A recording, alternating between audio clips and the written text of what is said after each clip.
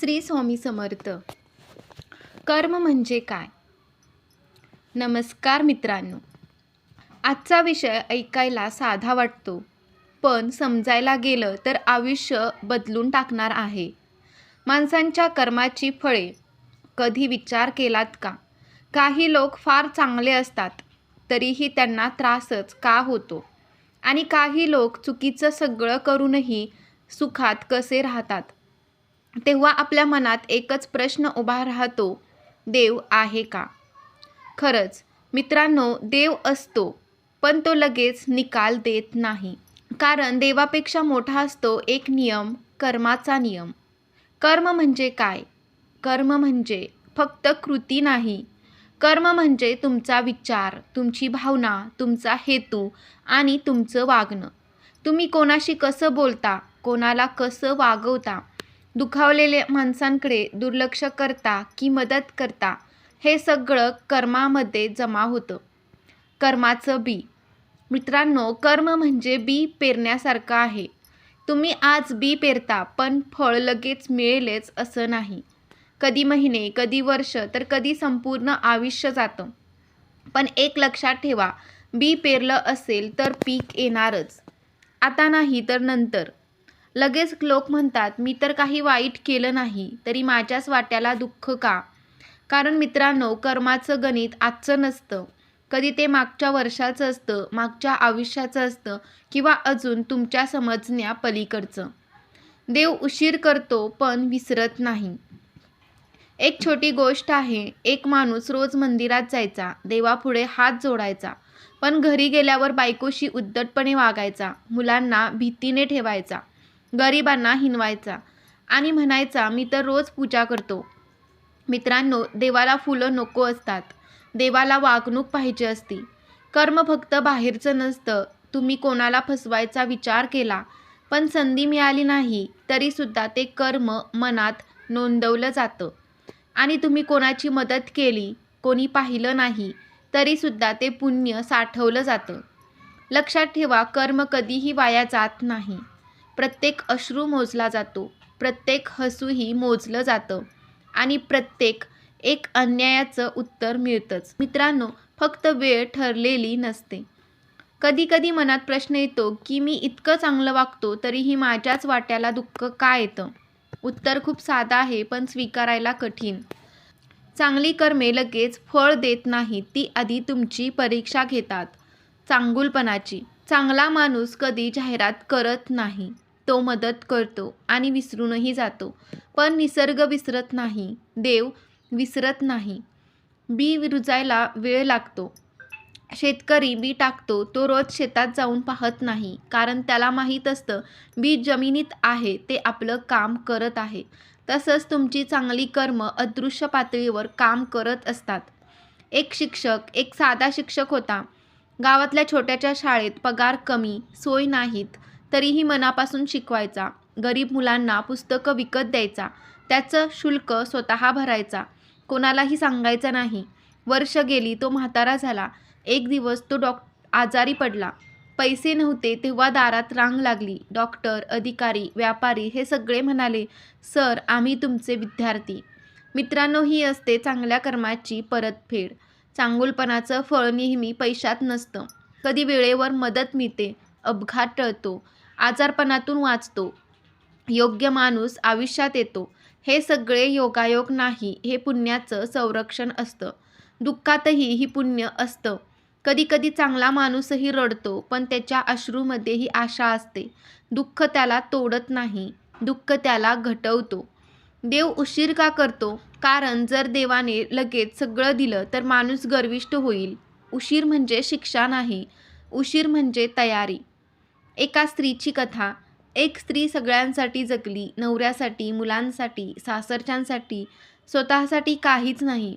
लोक म्हणाले, हिच्या आयुष्यात सुखच नाही. पण म्हातारपणी ती एकटी नव्हती. तिच्या भोवती माया होती, आधार होता, सन्मान होता.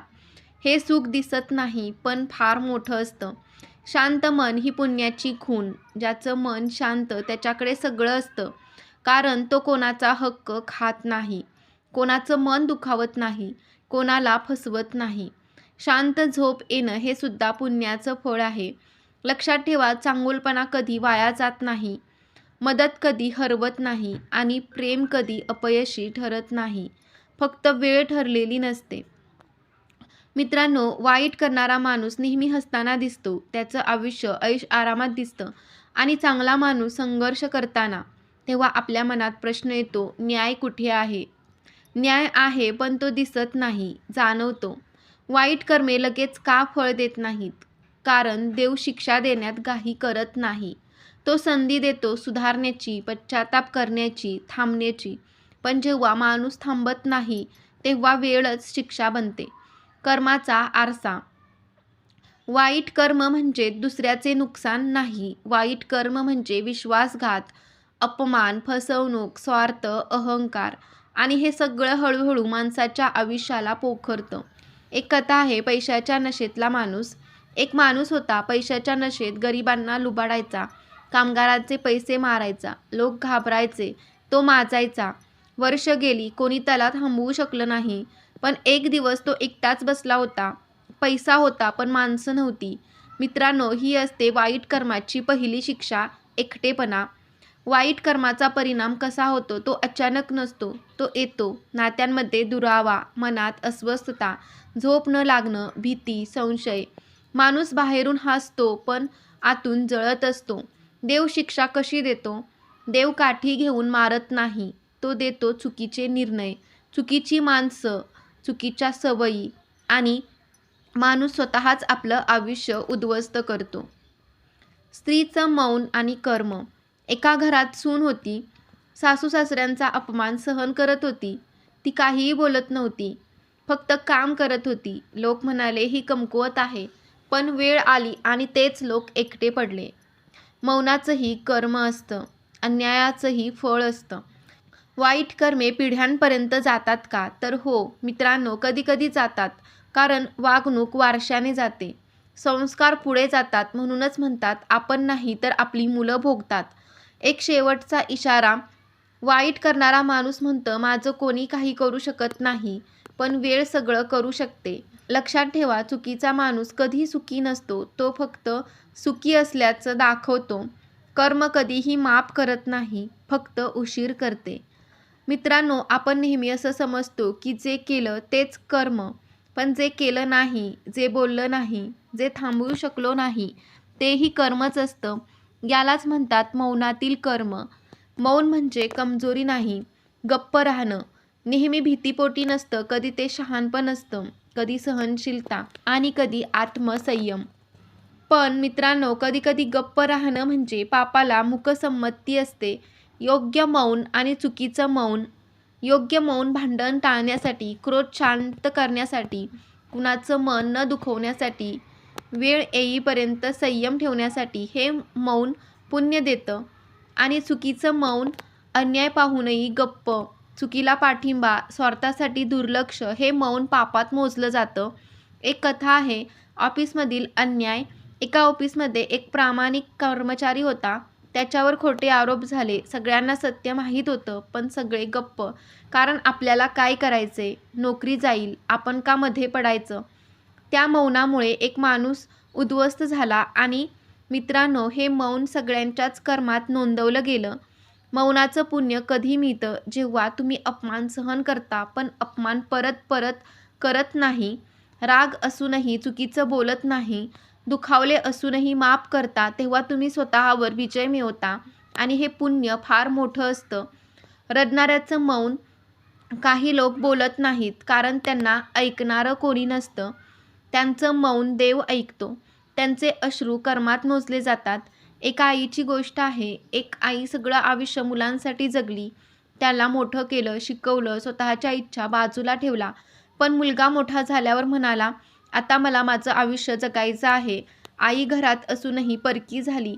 मित्रांनो, आईचं मौन रडत होतं आणि त्या अश्रूंनी कर्माचं गणित सुरू केलं. नात्यातलं दुर्लक्ष ही कर्म आहे. प्रेम न करणं हे वेगळं, पण दुर्लक्ष करणं फार खोल जखम देतं. वेळ न देणं, ऐकून न घेणं, भावना कमी लेखणं, हे सगळं कर्मात जमा होतं. कर्म परत कसं येतं?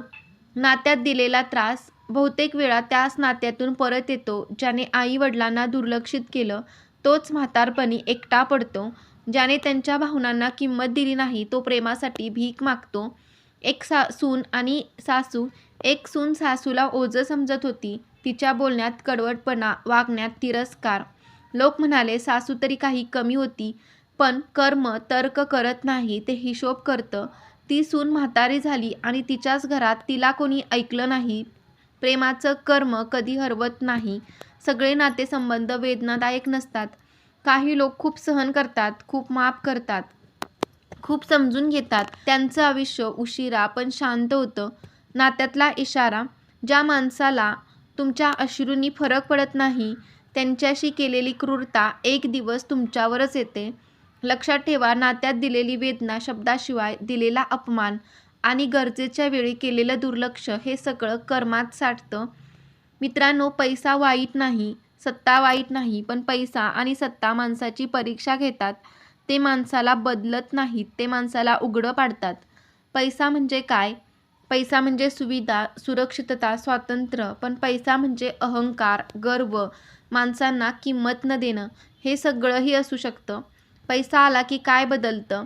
पैसा आला की आवाज बदलतो, वागणूक बदलते, जुनी नाती लहान वाटायला लागतात आणि हाच बदल कर्माची सुरुवात असते. एक माणूस होता, खूप गरीब. लोकांनी त्याला कमी लेखलं. तो गप्प राहिला. नंतर तो मोठा झाला, श्रीमंत झाला आणि त्यानेही तेच केलं जे त्याच्यासोबत झालं होतं. मित्रांनो, हेच कर्माचे चक्र पूर्ण झालं.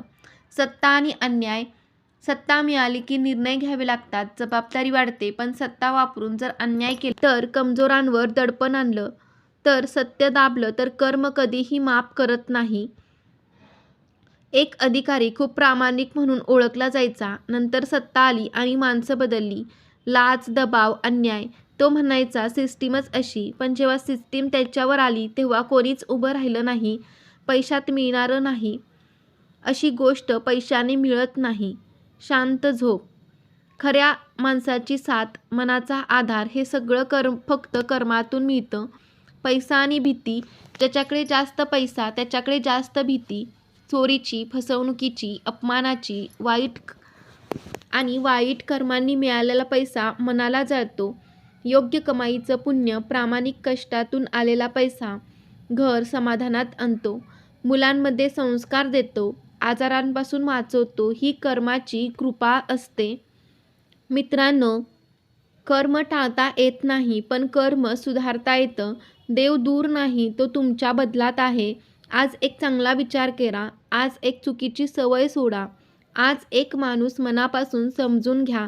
हेच आहे कर्माचे अंतिम उत्तर. जसं कराल तसं भराल.